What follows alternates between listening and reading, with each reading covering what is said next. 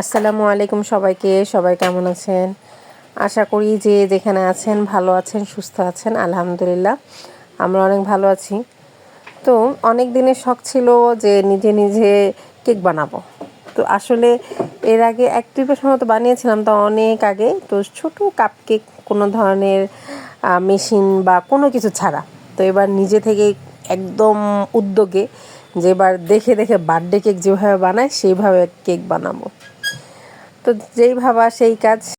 চলে গেলাম কৃষি মার্কেটে, প্রয়োজনীয় যা যা লাগে সেইগুলো কিনে নিয়ে আসলাম। একটা কেক ব্লেন্ডারও কিনে নিয়ে আসলাম, যেটা দিয়ে এই যে হ্যান্ড উইচ যেটা দিয়ে ব্লেন্ড করে। তো প্রথমে 3টা ডিমের আজকে বানাবো, নষ্ট হলে আর কি কমই নষ্ট হোক।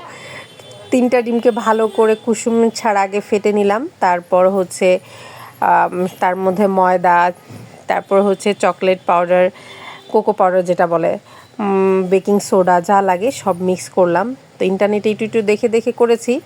তারপর আবার একটু ঘোরালামি করলাম, দেখি কতখানি করতে পারি।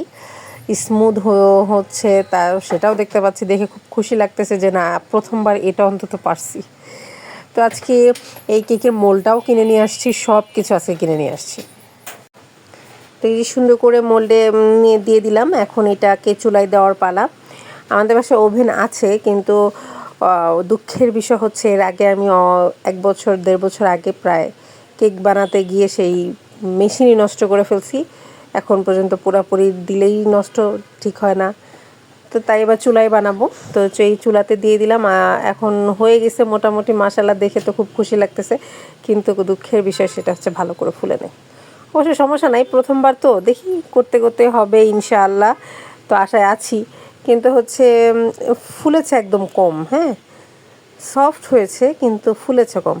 এই তো প্লেটের উপর রেখেই কেটে ফেলছি, কারণ হচ্ছে এগুলা যে কাটে, সেই রেখে যে কাটুগুলাকে কী বলে আমি জানি না, ওগুলাও নেই আমার বাসায়।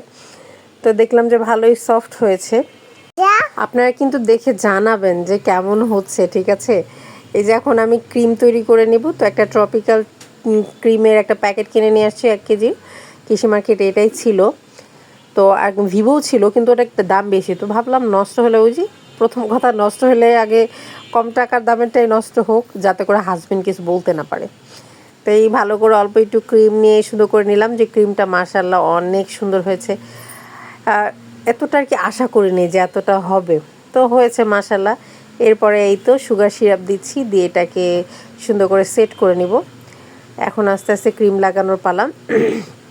তো কেমন হয়েছে আপনারা একটু জানাবেন, হ্যাঁ, যাতে করে ভালো ভালো কিছু কমেন্টস করে না, মিথ্যা বলা দরকার নেই। যা আর কি দেখে যদি ভালো লাগে বলবেন, যাতে করে পরবর্তীতে আরও বেশি করার আগ্রহ পাই।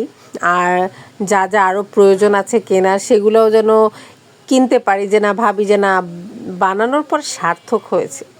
তো এটা ভেবে যেন বাকিগুলো জিনিস কিনতে পারি। তো লাস্ট ফাইনাল যে লুকটা, আমি কিন্তু বারবার দিচ্ছিলাম ডিজাইন করার জন্য, কিন্তু হচ্ছে কোনো ডিজাইনই হচ্ছিল না। তো কোনো রকম একটা করেছি, কিন্তু গোলে টোলে সম্পূর্ণ শেষ। তো বাচ্চারা তো খেয়ে মহা খুশি, খুব পছন্দ হয়েছে আমাদের।